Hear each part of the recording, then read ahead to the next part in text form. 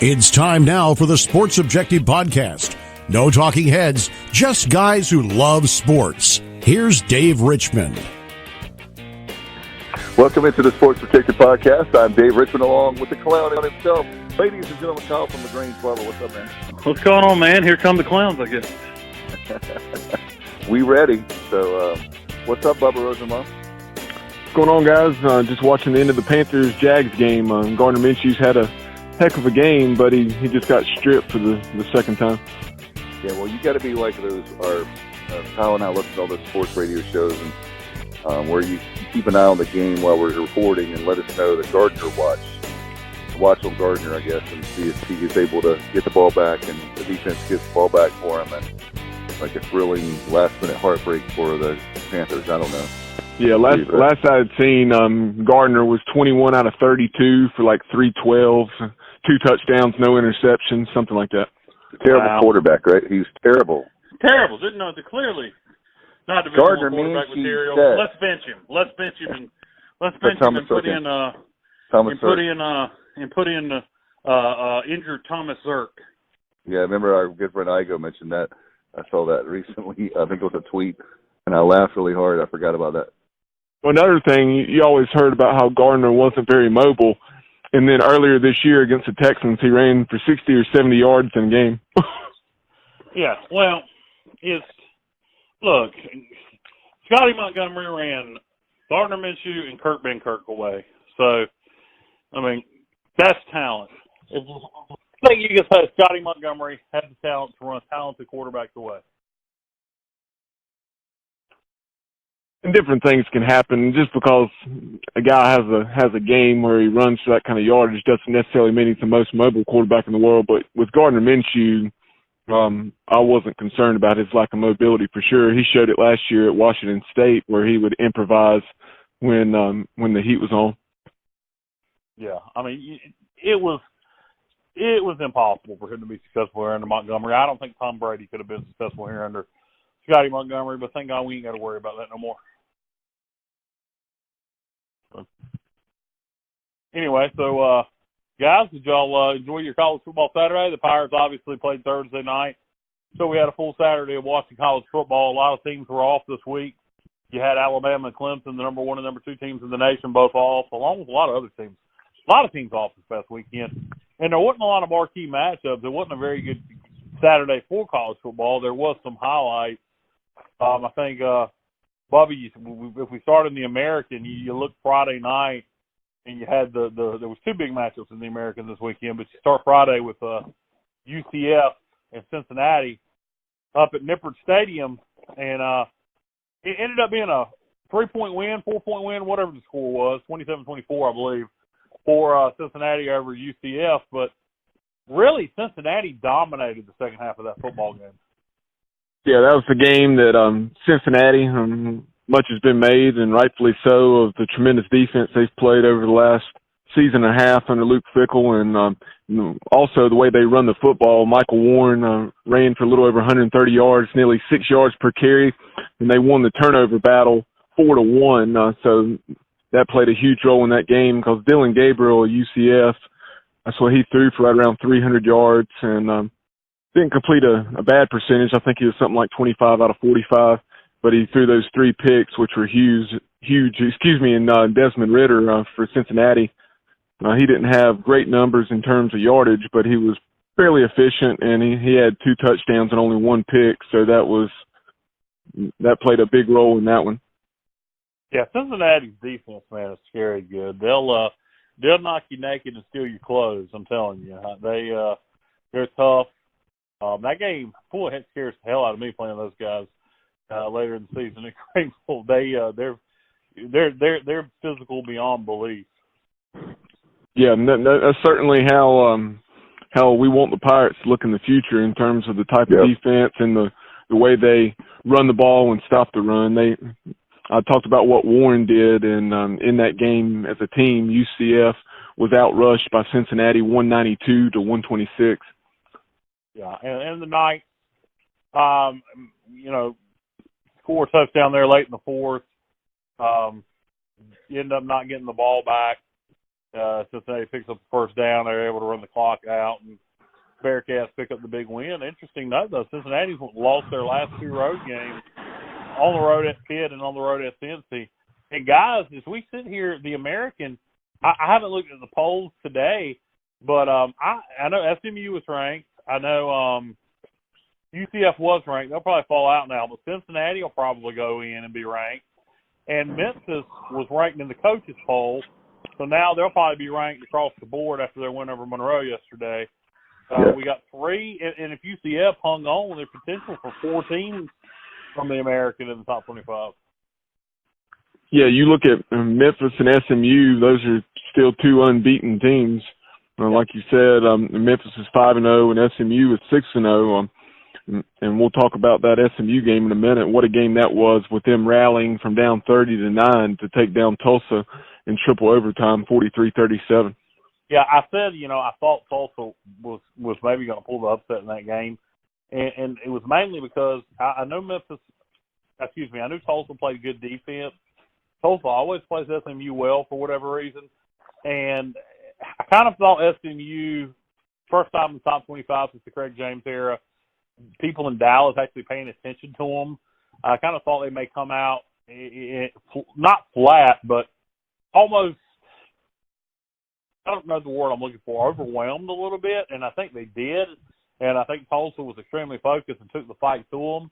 But hats off to SMU in the second half, fighting all the way back, tied it up. Tulsa misses a field goal in regulation, missed 2 in overtime.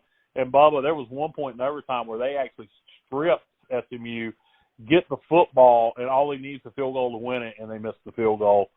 So Tulsa gave that game away in some aspects, but hats off to SMU for continuing to fight, getting it into 3 overtimes and finding a way to win it. But if you're Tulsa today, you have nobody to blame for that loss but yourself.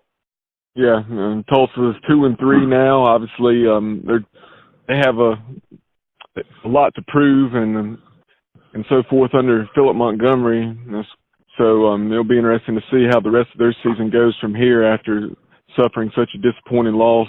But kind of elaborating on your point, Kyle, as far as SMU playing as a ranked team, that was their first game as a ranked team, which surprised me a little bit because I thought at some point under June Jones, I thought they had probably been ranked, but they had not. That was their first game as a ranked team since 1986.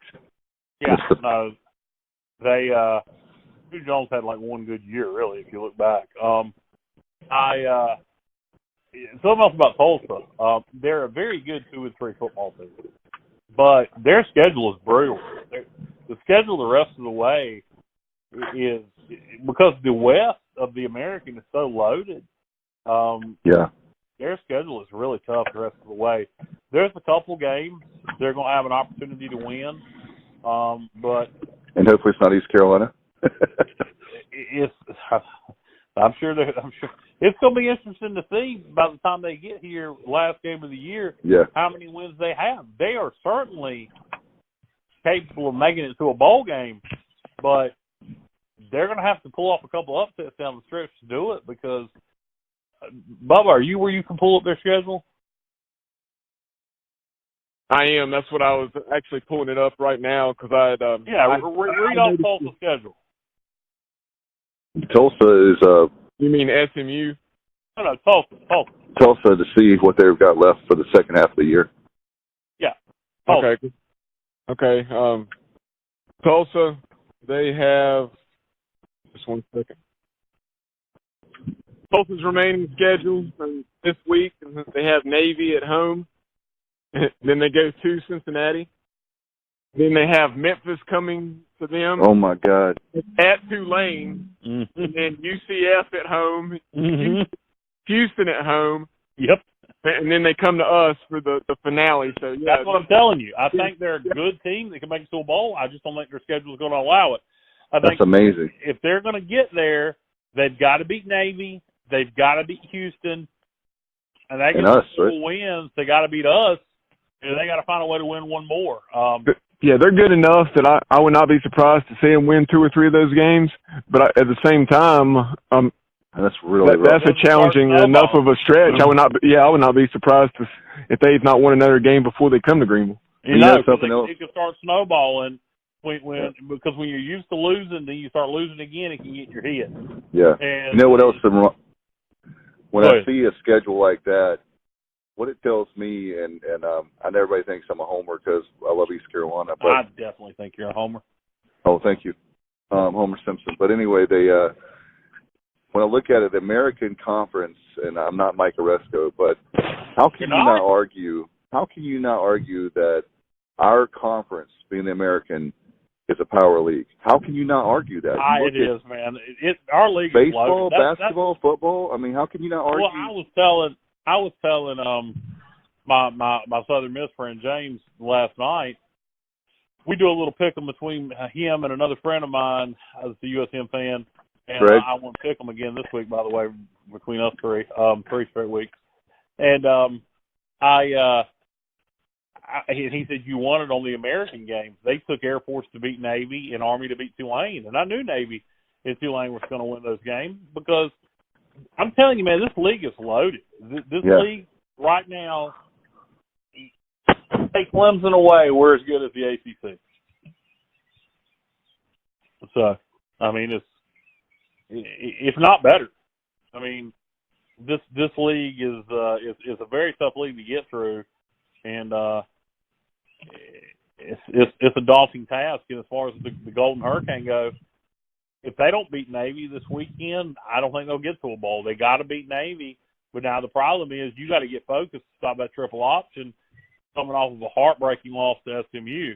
Now their defense is really good, so they may have a good shot against Navy, but that's a must-win if they want to get to a bowl. Speaking of Navy, you were talking about them playing Air Force. Obviously, the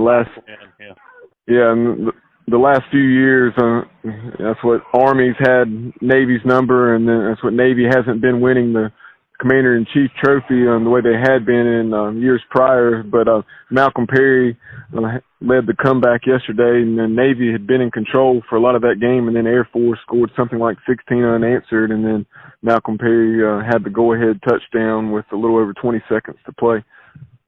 What was the final of that game? I actually thought I must have got the score wrong. I thought Navy won by 9. Well, they did, but then it was 34-25, but then after they scored the touchdown, I don't know if the ball was being ladled around or if it was a fumble or pick or what, but Navy had a defensive touchdown right after that. Yeah, 2 or 3 and then had a defensive touchdown. I was like you until I looked into it further, and that I was thinking that they had won a little more comfortably than what they obviously did. Well, that's a good win for the midshipmen and a good win for the conference. Air Force has been playing good football this year. So that's a really nice win for the conference over Air Force. So speaking of another academy, how about Tulane? They continue to roll. What a job Willie Fritz is doing there with the Green Wave. Were up at Mikey Stadium, and then they won 42-33 over Army, and then they ran for over 300 yards. They've topped 250 on the ground every game this season, with the exception of one. Yeah, and I want to point out, Willie Fritz at at Tulane. First year, I think he won 4 games. Second year, he won 5 games. Third year, he won 6 regular season, 7 with the bowl. And then this year, they're probably looking at a 9-win season, something like that. Really, they have a tremendously challenging schedule down the stretch. I was looking at that. They're 4-1 right now, right? They are. They're 4-1. They're off to their best start since 1998, and that win at Army yesterday, that snapped a 15-game home win streak for Army. What's the rest of the Tulane schedule? Do you have that in front of you? Give me a moment, and I'll read it off. But I'm pretty sure. I think they maybe go to Memphis and 2 SMU, but I'll look it up for sure. I'll actually take them again. If SMU and Tulane were playing next weekend, I would take Tulane. Yeah, so would I. Next week they have UConn, but after that they have at Memphis, I'm going to go out on a limb and say they're going to beat UConn. Yep, I'll agree with that. I'll say that they'll probably run for 400 yards against UConn. I bet you they run for more than that. But anyway, after that, starting on October 19th, they play at Memphis, at Navy, then they have Tulsa at home, at Temple, UCF at home, and then at SMU. I actually like them against Temple. I like them against Navy. And I think they can beat SMU. And I'm going to say 8-4. 8-4 is my call. So 4-3 for the Green Wave down the stretch. Yep. You mentioned that Memphis game earlier, Kyle. 52-33. The Tigers taking down the Warhawks and down in Monroe, and that was a game that was much closer than the score indicated. I know you were following that one and listening to it on the radio on TuneIn. I'm assuming it was 39-33, and then all of a sudden it finished 52-33. Kenneth Gainwell of Memphis, who had a huge day, 14 carries for 209 yards, 2 touchdowns. He had about a 70-yard run, and then they had a pick six to help put that one away.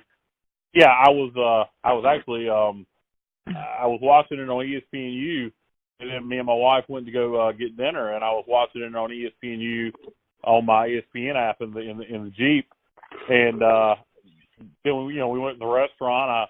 I checked the score, towards the end of the meal, and it was 39-33, and I said, "Oh man!" I said, "Monroe's cut into it."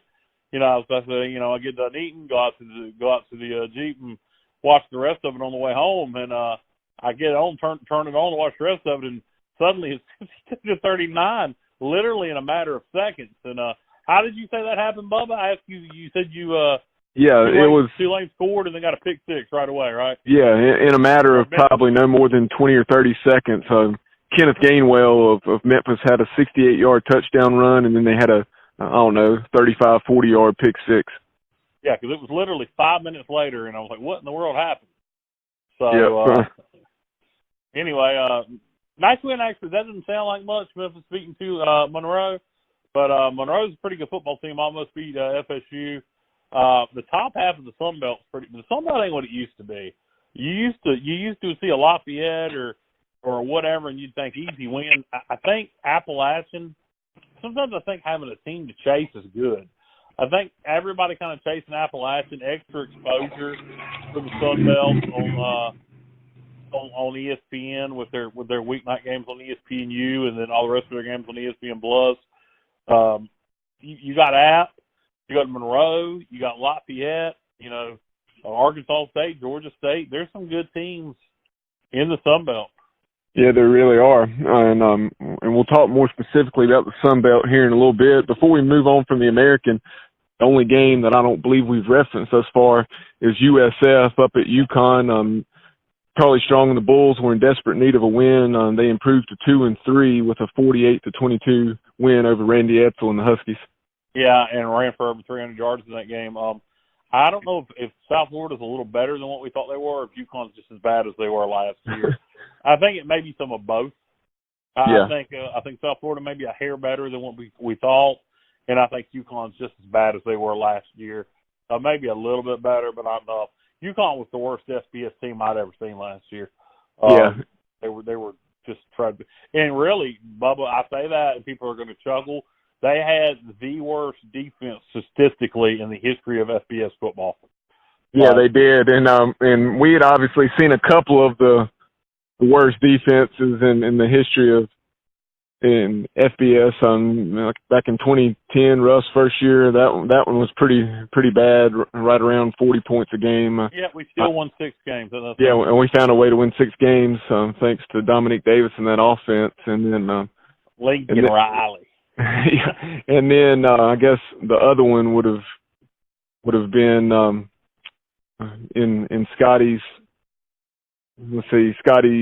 second year when we gave up something like 45 points a game. Yep, and UConn made both those defenses look like the steel curtain. Yeah, last year, as bad as we were, when we threw and ran for over 300 yards against UConn, that spoke volumes. Exactly. So, But that South Florida, we'll know more about South Florida. They actually, it's funny with this off week, and then we go to UCF. They play 2 games against opponents that we'll learn a lot more about the Bulls the next 2 weeks before we play them in Greenville. They play BYU this week, and that's in Tampa. And then they go to Navy the week we play UCF. So It's going to be interesting. That BYU game really interests me. BYU's style of play, I think actually South Florida might match up well against them. Right. So I'll take BYU to win that game, but I wouldn't be surprised if it's closer than people think. That, Bubba, you and me have talked about it at nausea. I mean, obviously we have to play UCF first, but if we're going to win 5 or 6 games this year and really make a marked improvement on the record versus the last few years, we've got to beat South Florida. Yeah, got to be 4-4 at the end of October for sure. Yeah, because it'd be tough to, you figure to be sure we'll find a way to beat UConn. Nothing's a guarantee. That is senior day up at Connecticut. But you figure if you can win that one, if you can win one more, that South Florida one's the one you feel like you can really have a chance with in Greenville.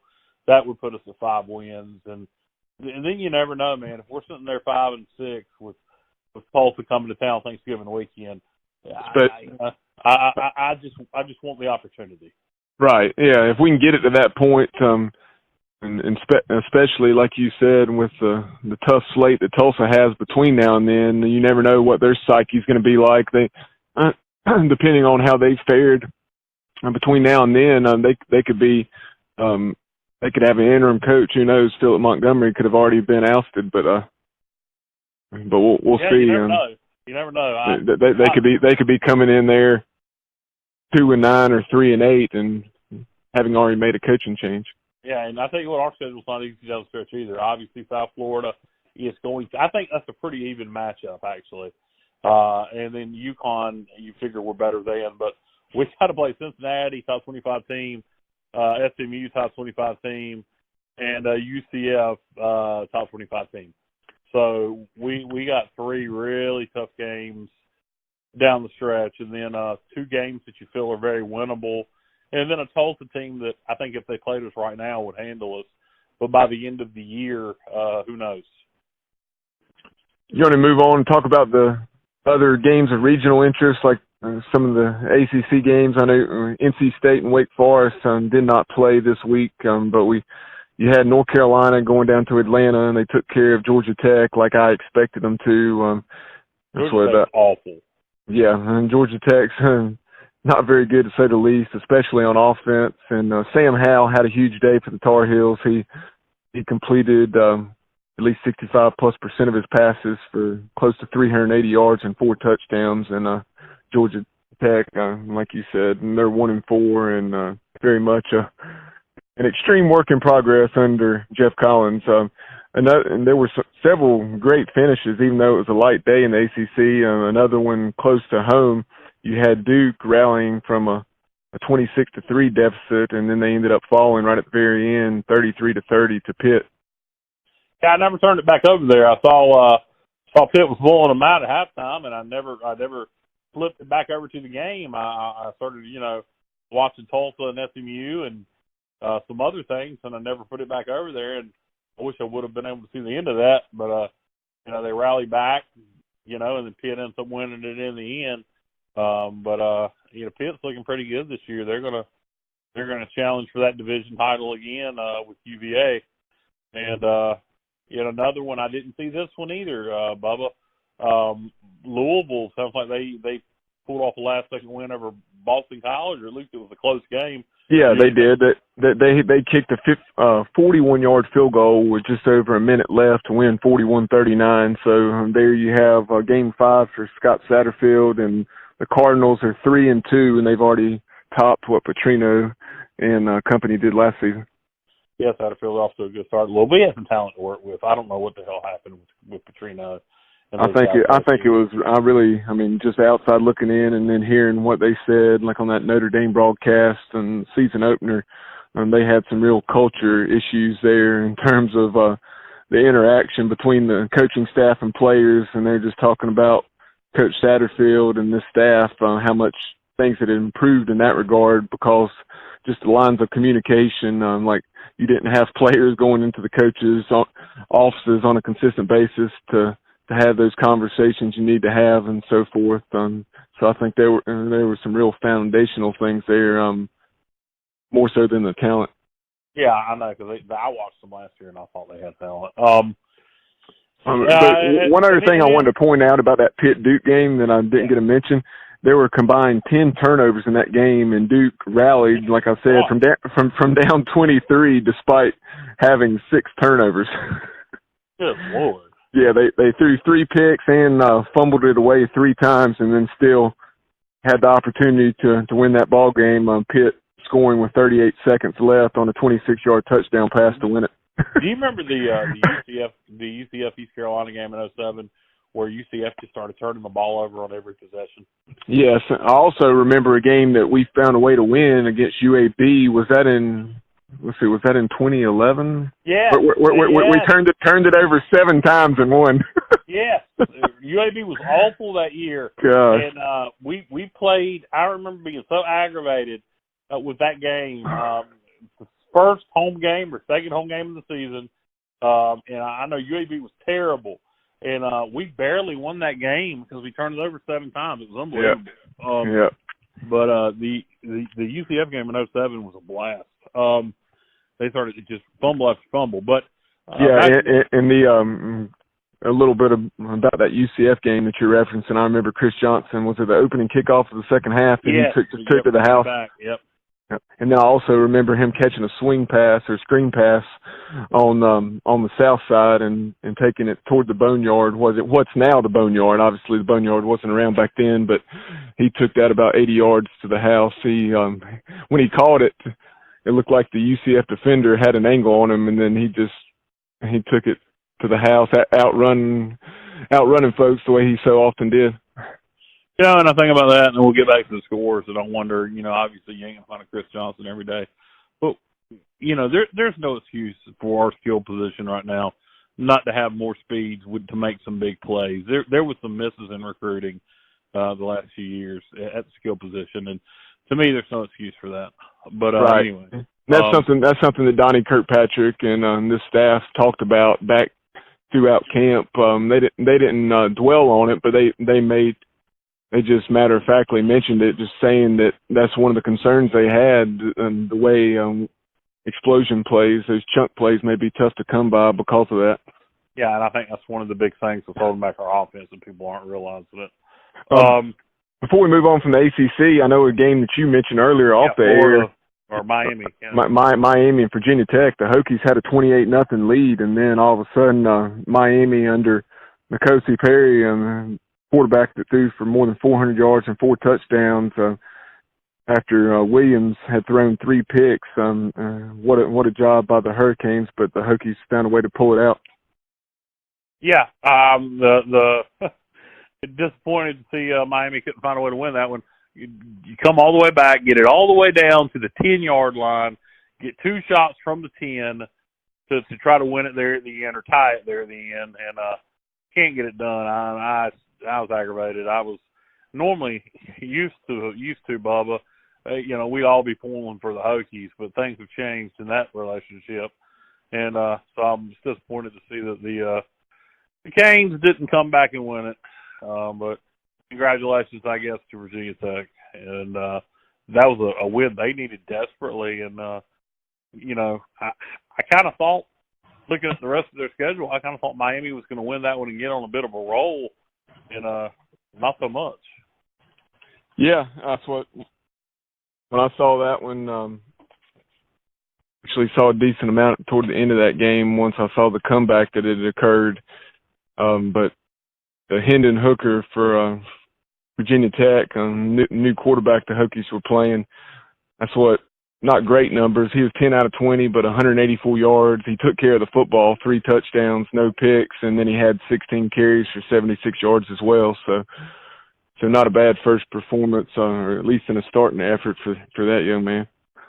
At this point, Kyle, let's welcome into the show our good buddy Jay Sonnhalter. Jay, how you doing, man? I'm good. Thanks for having me on, guys. Good to talk to you. Absolutely. No problem. I'm very excited to have you back. Kyle and I, we talked about the American and the ACC. Now let's pick up with the SEC. Obviously, the biggest game there yesterday was down in Gainesville at the Swamp. You had the Gators taking care of Auburn. Yeah, I mean, Scott. I was just going to say, I was really looking forward to seeing that game and seeing how those teams would react, especially Auburn was favored by a couple points. But with their freshman quarterback, I knew that was going to be tough on the road, especially against Florida's defense, who's playing so well. Yeah, I liked Auburn to win that game. I had been impressed with Auburn so far, and Florida really dominated it. So go in for the Gators down to the Swamp, and is it a two-team race in the East? Everybody kind of had already given the East to Georgia, but Florida might have something to say about that. You have the Gators going to Baton Rouge to take on LSU, who's also undefeated, so that's going to be a tremendous interdivisional matchup. Yeah, that'll be a lot of fun. The thing with all those teams is the schedule's so tough in the SEC for a couple of those teams that have to go to the other division, like Florida having to play LSU from the western side. So it's almost like who's going to be the healthiest at the end and who's got the toughest schedule. It's going to be tough to overcome. And then, what is that noise? It sounded like an old rocking chair or something. It did. or a squeaking door. Uh-oh. But squeaking door. But no, another matchup when we're talking about Florida going to LSU next week. How about Georgia and Florida and with that huge SEC East matchup here in, I guess it's about 3 or 4 weeks now on November 2nd. I can't wait to see that one. Yeah, that'll be fun. What used to be the world's largest cocktail party. Georgia, Florida, that'll definitely decide the East. What about as far as yesterday goes, Bubba, we talked about Georgia and, we talked about Florida and Auburn, but what else was there yesterday in the SEC of note? There wasn't a lot. You had Ole Miss, Vandy. Yeah, Ole Miss not a whole took lot. Care of the Commodores. Yeah, you had Georgia taking care of business against Tennessee. They did struggle a little bit early. Tennessee, you knew they would come out at home and put their best foot forward, but Georgia, the cream rose to the top for sure there. And sorry, just Dave's beeping in. Hold on. Yeah, I just ignored it. Oh, Jesus Christ. All right. But as far as that went, Georgia took care of business like you would expect them to on Rocky Top, and then let's see. Outside of that, like you said, it's a pretty light day in the conference. Ole Miss over Vandy. You had LSU handling Utah State as expected. There wasn't much else going on. Seemed like Missouri played somebody. Yeah, Missouri took down Troy 42-10. Like you said, Ole Miss beat Vandy 31-6. So those were the we've mentioned the 5 games that were played in the SEC yesterday. Moving on to the Big Ten, you had Wisconsin taking down Kent State, and they pitched a third shutout. But the main game, or one of the main games in the Big Ten yesterday, was, of course, at the Big House. You had Michigan getting a much-needed victory over number 14 Iowa. Yeah, I liked Iowa to win that game. I had not been impressed with Michigan at all this year, but they weren't very impressive yesterday on offense. But their defense played well, and Michigan got a much-needed big win over Iowa. And then I guess the other game of note in the Big Ten yesterday would have been Ohio State taking down Michigan State. Yeah, Ohio State and took down Michigan State 34-10. And something else I wanted to point out regarding that Michigan game, you talked about how the Wolverines definitely didn't play particularly well on offense, but they limited Iowa to 1 rushing yard, and they also won the turnover battle 4-1. So those two numbers really show you why they won that game 10-3. Yeah, Michigan. I mean, I think they have a lot of motivation after they got destroyed by Wisconsin, and if they truly have fight, they're going to try to get out of the hole they kind of dug themselves in a couple weeks ago and try to improve. But I'll tell you, their offense, unless it gets significantly better, I mean, when they start to play Ohio State at the end of the year, but Michigan State, Notre Dame, some of these other games they have, they're not going to be able to overcome it. Yeah, I agree. And then with that's what Penn State. That's what they really started strong, and then just had it on cruise control against Purdue. So it's going to be interesting to see when Penn State's taking on the likes of Ohio State, how they match up. Yeah, you mentioned Penn State. Like you said, had it on cruise control in their game yesterday. Minnesota beat Illinois. Illinois is awful. Was there anything else in the Big Ten? So that pretty much. You had Nebraska. They took down Northwestern. Nebraska, of course, had been crushed by Ohio State. Yeah, that was a good win for Nebraska. They needed that. Nebraska needed to bounce back, and they certainly got it, taking down Northwestern 13-10 yesterday in Lincoln. Well, how did we forget the most important game of the Big Ten? Because it ain't a friggin' Big Ten game, even though it technically is. It just doesn't seem like one. The Maryland Terrapins took down Rutgers yesterday. Little amount, was it 48-7, something like that? 48-7. Yeah, so, Scotty Montgomery's offense a little bit back on track there at Maryland, taking on a terrible Rutgers team. Rutgers might be a high school team. They're the worst team I've ever seen. Yeah. Them and UConn need to play each other.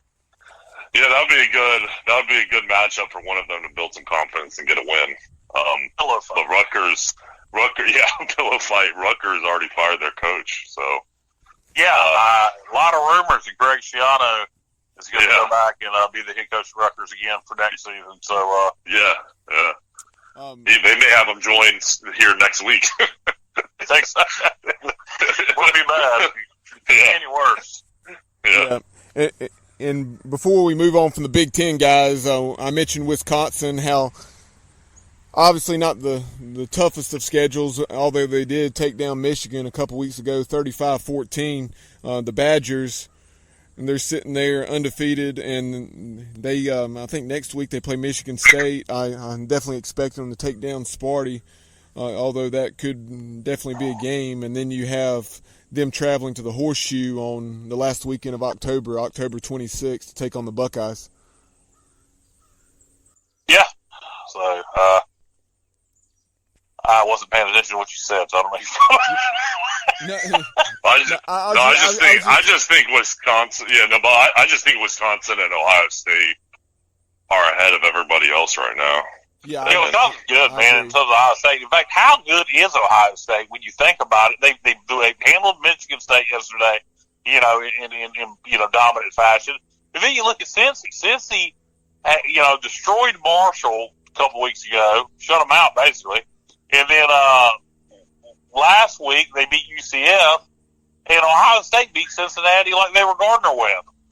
So, I mean, Ohio State is them in Wisconsin, and then I would say Penn State right after that. Yeah. Are by far the best teams in the Big Ten. You guys watch any? Where are we going next? Big 12 or Pac-12? Let's go Big 12 next. With the Big 12.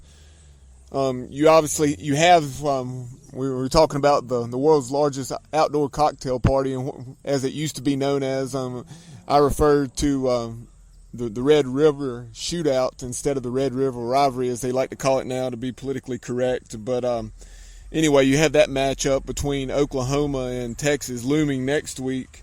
But the Sooners took care of business, as you would have expected them to, after a little bit of a slow start against Kansas, taking down the Jayhawks 45-20. I did get a good first-hand look at Puka Williams, the running back for the Kansas Jayhawks. Yeah, and to put it mildly, I mean, he has, or in other words, he definitely has a different gear, to say the least.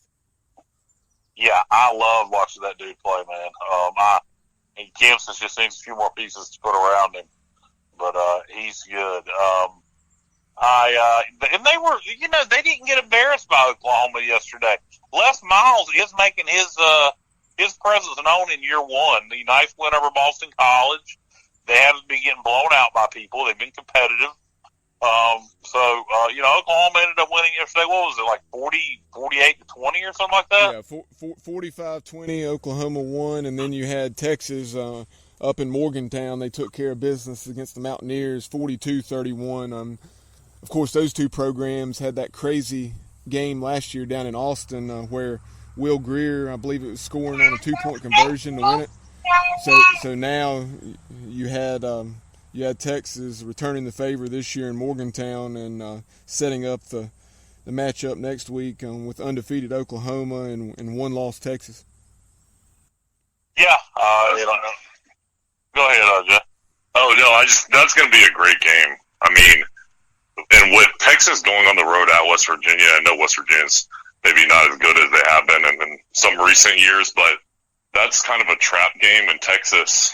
They're pretty impressive to win that. And, I mean, Oklahoma looks amazing, but I think this is going to be the first game where they've played, a real defense. So, plus it's going to be a rivalry. So, yeah, I expect that to be really close. Yeah, I do as well. And some other storylines in the Big 12. How about Matt Rule and the Baylor Bears? They're 5-0. They got a big 31-12 win at K-State yesterday. Yeah. Baylor is going unnoticed by a lot of people. Last year, I think some people slept on. They went to a bowl last year, and when Matt Rule took that thing over, a lot of people thought it was going to be a situation where he was going to have to take several years to rebuild it after things went the way things happened with the rape allegations and all with Brawls and company. And I think Matt Rule is one of the most underrated coaches in college football. I thought that when he was with Temple. And I still think he is with Baylor, man. He's a hell of a football coach. And nice win for them yesterday. And a nice win for Iowa State over TCU. Yeah, that was Cyclones. That was a huge bounce back for Matt Campbell and the Cyclones. I mean, they had lost 23-21 to Baylor, and if they're going to contend in the Big 12 with Oklahoma and Texas, so on, like a lot of folks expected them to, they really needed that one yesterday against Gary Patterson and the Horned Frogs. And another team that needed to win, Texas Tech, with a win over Ohio State. Yep, they took down Oklahoma State. They took down Oklahoma State. The Cowboys were ranked 21st, headed into Lubbock, and 4-1. And like you said, Matt Wells and company, they got the 45-35 win. And I guess one of the highlights of that is you had a first game starter at quarterback in Jet Duffy throwing for more than 400 yards and 4 touchdowns. Yeah, so nice win by the Red Raiders down in Lubbock. Anything else in the Big 12? That pretty much wraps it up, doesn't it? Yeah. Moving over to the Pac-12, one of the storylines there, first of all, Oregon appears to be the team to beat for sure. They took down Cal 17-7. I think Cal would have won that had they had their quarterback. Yeah, that's certainly an excellent point. And Oregon, and we'll find out a lot more about them next week, as they will be traveling, I think, to Seattle, if I'm not mistaken, to take on a Washington team that got upset by Stanford 23-13 yesterday. Yeah, I watched a little bit of that late last night, and nice win for Stanford over Washington, for sure. And so that the Cardinal had been, I guess, underperforming a little bit. And so I don't think a lot of people saw that one coming. No, and speaking of a couple of games that folks didn't see coming, how about Arizona? The Wildcats, of course, lost their opener out at Hawaii, and they've won 4 in a row since. And yesterday they won 35-30 over Mel Tucker and the Colorado Buffaloes. Yeah, I watched some of that too. Nice win for Arizona. Kevin Sumlin's doing a good job there. Actually, and their quarterback, what's his name? It was supposed to be injured and out for that game. They ended up playing. So that may have called Colorado a little off guard. Yep, and then also another surprising one. obviously UCLA, they've really struggled under Chip Kelly, but and yesterday those struggles continued as you had Oregon State taking down the Bruins 48-31 at the Rose Bowl, and the Bruins are now 1-5. Oh, sorry. Oh, go ahead, Joe.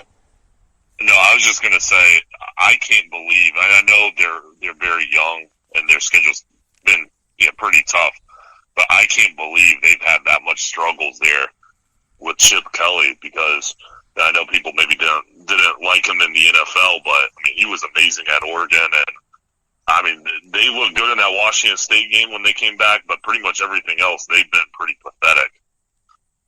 Yeah, I just can't believe they're that bad. I've heard some people speculate that his offense at one time was extremely creative, and people maybe have called on to it. If you notice, what Scott Frost does is similar to that, and he hadn't had the success at Nebraska he initially had at Florida or at UCF. So it could be, for whatever reason, people are picking up on that style of offense that they like to run. Sticking out west, taking a look at the Mountain West, you had Boise State taking care of business against UNLV, and the Broncos are now 5-0, and they have a big one this coming week against Hawaii. Yeah, that is a big game. Hawaii has been a big surprise in the Mountain West this year. A couple of nice non-conference wins. Beat Oregon State and Arizona. No, was it Arizona they beat, Bubba? They got two Pac-12 wins. Beat Arizona.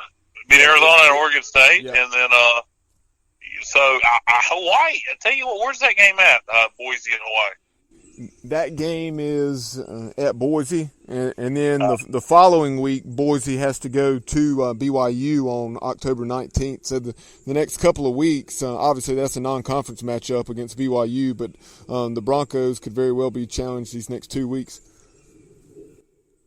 Yeah, I'd really like to see. I wish that game was at Hawaii.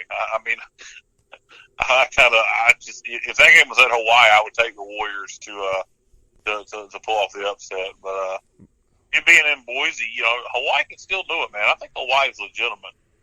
Yeah, I agree. I would not be surprised to see that be a 4-quarter game, and they're so familiar with one another, obviously being conference mates, and those games the next 2 weeks against Hawaii and BYU are ones to really keep an eye on from the standpoint of Boise right now is in the driver's seat in terms of the bid to the New Year's and Selection 6.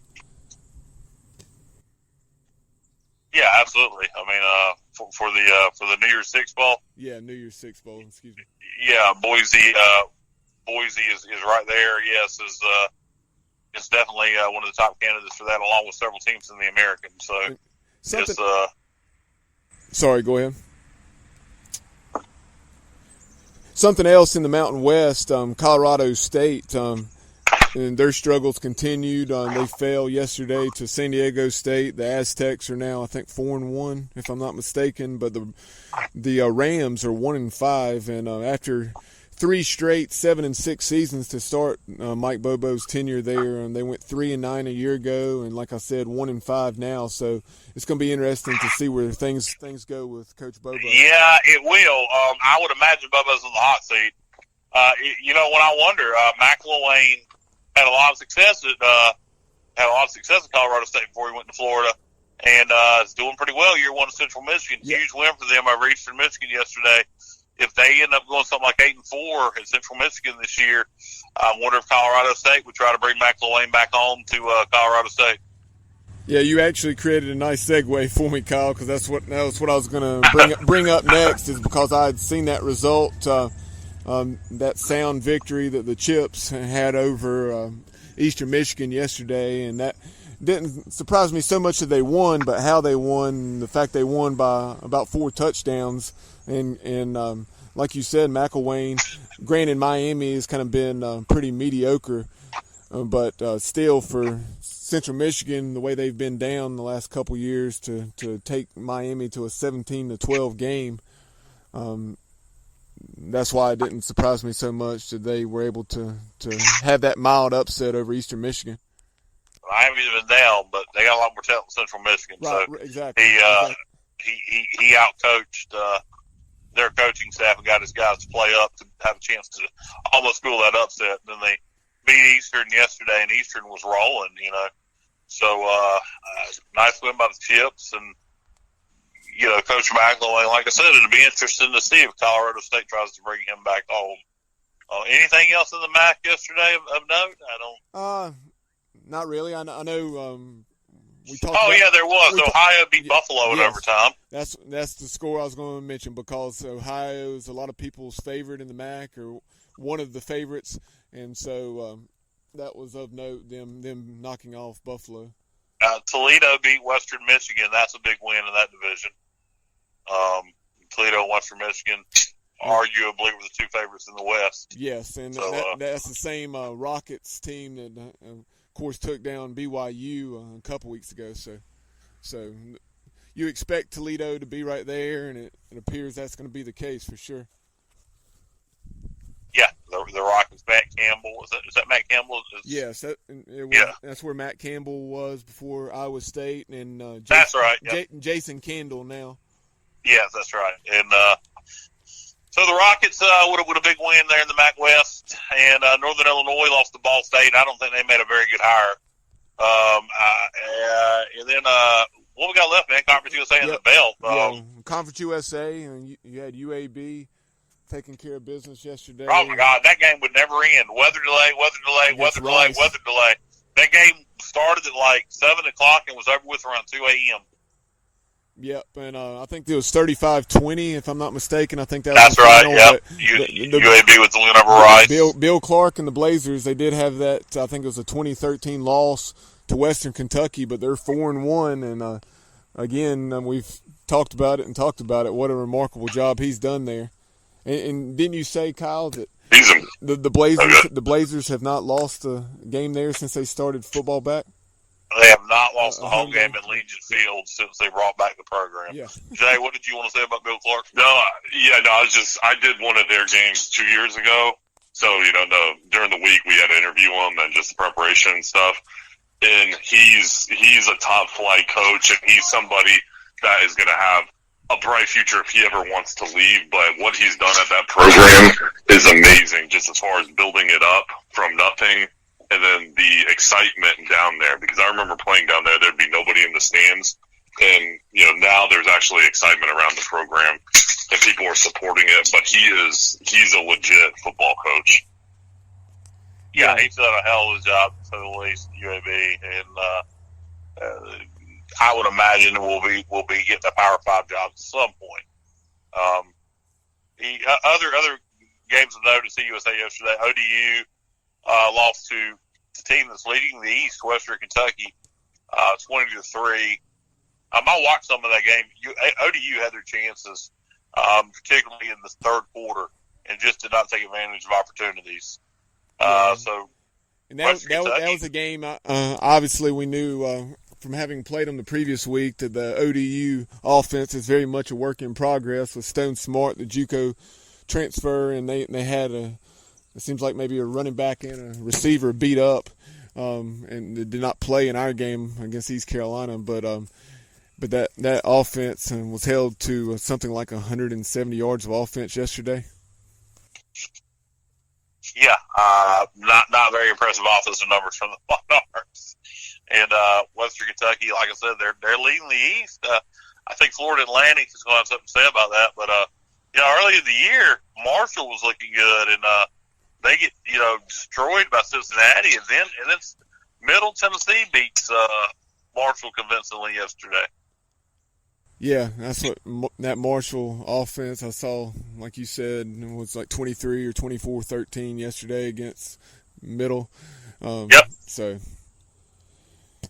that was one, like you said. I had higher hopes for Marshall, or higher expectations, I guess I should say, more so than hopes. But after what they did against Boise State, I thought they would have fared better up to this point. No, yeah, me too, but they haven't. And, it'd be interesting to see. Doc Holliday's kind of been up and down up there. How they'll react if they don't pull it together and get to a bowl. I don't think Conference USA is very good this year, so Marshall still could turn it around. But last couple of weeks they have not looked good. Last but certainly not least, taking a look at the Sun Belt, that is a league that has looked very solid, and obviously we'll start closer to home on the team that has been the standard there in recent seasons and appears that it will be the standard right there at the top this year is, of course, App State. We had the coaching change, and then Coach Drinks got the big non-conference win over North Carolina. But that was actually, in my opinion, that was expected, not so much an upset, just like he said after the game. And the Apps are 4-0, and they have a big one this week with Louisiana and taking on the Raging Cajuns on Wednesday night down in Lafayette.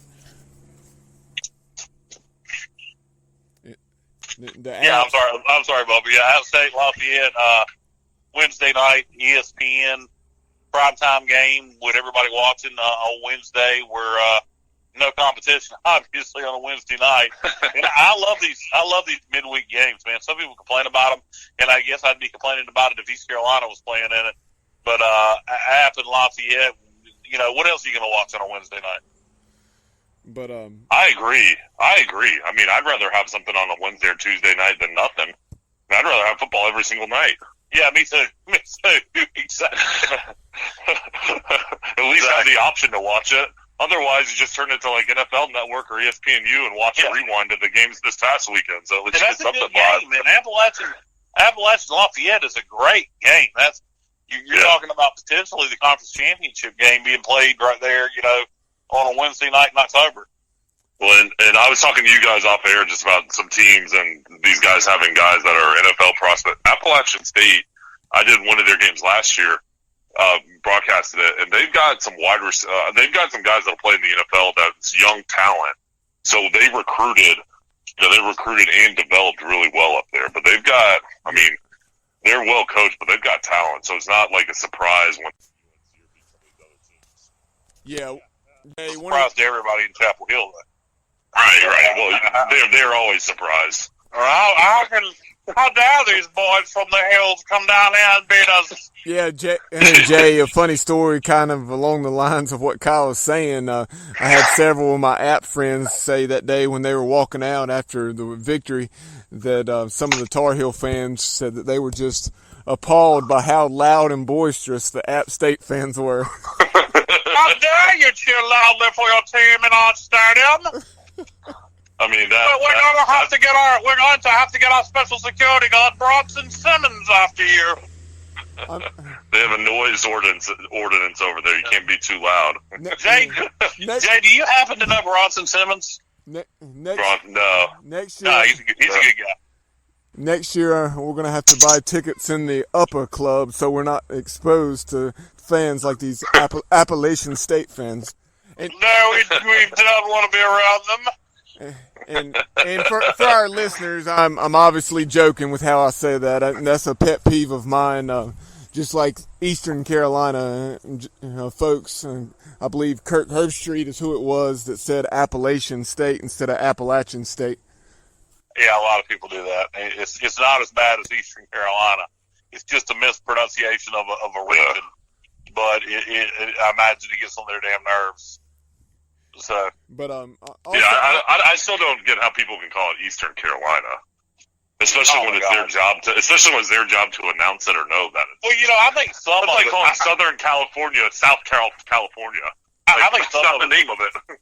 I think some of it's intentional, Jay. I really do. I do too. Yeah. Just like the Southern Carolina Gamecocks. The Southern Carolina game. There you go. But no. As far as the Sun Belt, in addition to App State and the way they have it rolling, another team, it's an App State alum, Sean Elliott, down at Georgia State. The Panthers, of course, up and down. Yeah, the win that they got in the season opener at Tennessee, but yesterday they got a nice win over Arkansas State. They did. They got a nice win over Arkansas State yesterday, and they had a nice win over Tennessee, and they're 3-3. And just a couple of weeks ago, Western Michigan destroyed them. So, I mean, they're a little up and down, but when they're up, they're really up. In the Sun Belt, beating Arkansas State's a big deal, and of course, beating Tennessee is a huge deal. So, the Panthers, and we go to Atlanta next year to play Georgia State. So, yeah, that won't be easy. No, not at all. And some of the games that are really going to be critical in the race in the Sun Belt.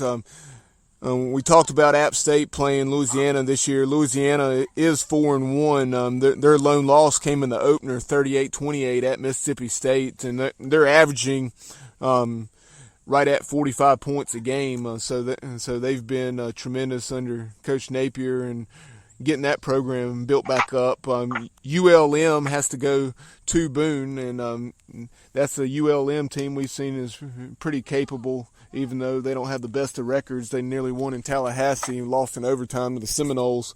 And then you also, in the App State-Troy matchup, the final week of the season, November 29th, that's one to really keep an eye on. And you were talking about Georgia State.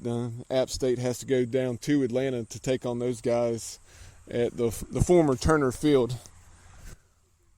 Yeah, see, the Georgia Southern got a W yesterday. Who were they playing? I remember seeing they won. They won on Thursday. They that's right, South Alabama in overtime. 2017 in overtime.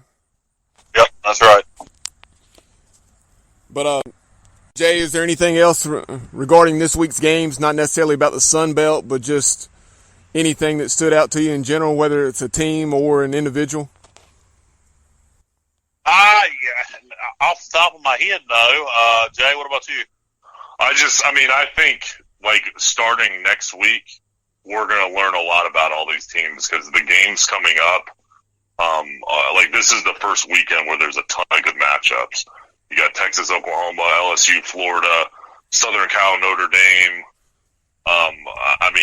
There's just every time slot has top 25 matchups, and I think there's like 4 teams that are both ranked playing against each other. So I think coming up here, we're going to learn a lot. I think in the SEC, again, it's going to come down to it's going to come down to SEC championships. It's going to come down to Auburn, Alabama, and then if Georgia, can beat Florida in a couple weeks. So I just think, this first part of the schedule, we kind of know who's been good, but I think we're going to all learn it starting this week. And I also think the teams that can play the best defense are going to be the ones that ultimately have the real chance to be in the national title hunt. Because I think teams like Oklahoma with the new defensive coordinator, we don't know how good that defense is, but we know their offense can do it. But is their defense going to be good enough? So I think we'll learn that too against Texas this week. Yeah, you mentioned all those good games this weekend, coming up weekend. It's a great time to have an off week for the Pirates. Of course, we played Thursday night this week, so we had this Saturday off, but not a true off week. There wasn't a lot of good games. So next week, good weekend to be off. I'd rather us be playing, but it's a good weekend to be off. A lot of good games to entertain you. In terms of looking back at this weekend, if there's anything that we've missed that I haven't touched on that's not coming to mind, as far as an individual performance goes or anything, I can't think of it. So looking forward to watching more college football. And Wednesday night, you got App State, Louisiana Lafayette. Thursday night, there's a couple games. Doesn't Syracuse play NC State Thursday night? Yeah, they do. So you got Syracuse, NC State Thursday, and I think maybe there's another game also Thursday night. It seems like there's 2. So yeah, that'll be fun. Yeah, I don't recall right offhand.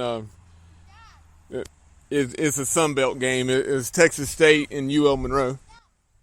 Yeah, so there you go. Monroe will probably blow out Texas State. That probably won't be a particularly good one, but NC State Syracuse probably will be. And Wednesday night, App State Lafayette, that'll be a good one. And then you got a full weekend of good games to watch. And Friday night, there's some good ones. Miami, Virginia, Colorado, Oregon will be a good one. That's the big one in the Pac-12, and that's before we even get into all the big games Saturday. Yeah, and a little that NC State Syracuse matchup. Obviously, NC State.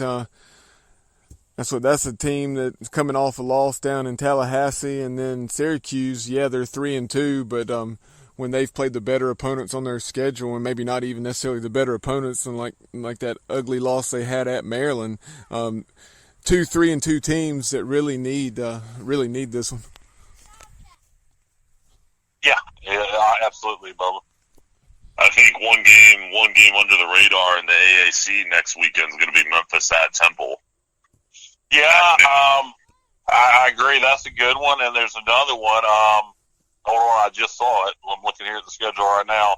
Memphis Temple's a good one, and that's going to be ESPN2 at 12 noon for everybody that wants to check that out. And hold on, there's another one I just saw on the schedule that caught my eye. Cincinnati at Houston. Houston has been a little disappointing, but competitive in every game. Will Cincy be focused? Coming off of the win over UCF, might be a chance for Houston to pull off the upset. And those are always games, and those are always games I look at, like, are they going to be focused the next week, or even like Memphis playing at Temple? It's only an hour difference, but that's 1 hour different time zone. So that's going to be 11 o'clock kick for Memphis and Temple, with the victory over East Carolina, going in with some momentum. So those games, that Houston-Cincy and those games next week in the AAC, I think will be interesting to see how those home teams fare. Yeah. Navy and Tulsa, also ESPNU primetime game in the American. I'll tell you one thing you can say about the American, they get good coverage, particularly with all these damn conferences having their own networks now. There's plenty of AAC coverage on the ESPN family of networks. And it'll be a fun weekend next weekend, guys. Bubba, you got anything else? No, the only other thing I was going to add as far as the AAC East race with Cincinnati taking down UCF on Friday night. Just now that obviously you can't count UCF out by any stretch of the imagination, but then that Cincinnati-Temple matchup, depending on what those two teams do between now and then, I think that's maybe like the last game of the season at Nippert Stadium. So it could come down to that in the East. Yeah, no, for sure. And I think UCF will still have something to say about it. But, guys, unless you got anything else, I guess we'll wrap it up. For Jay Sonnhalter, Dave Richmond, and Bubba Rosenbaum, I'm Kyle Barber, and you've been listening to the Sports Objective Podcast. You've been listening to the Sports Objective Podcast. Join us next time as the guys will be objective, and the objective is sports.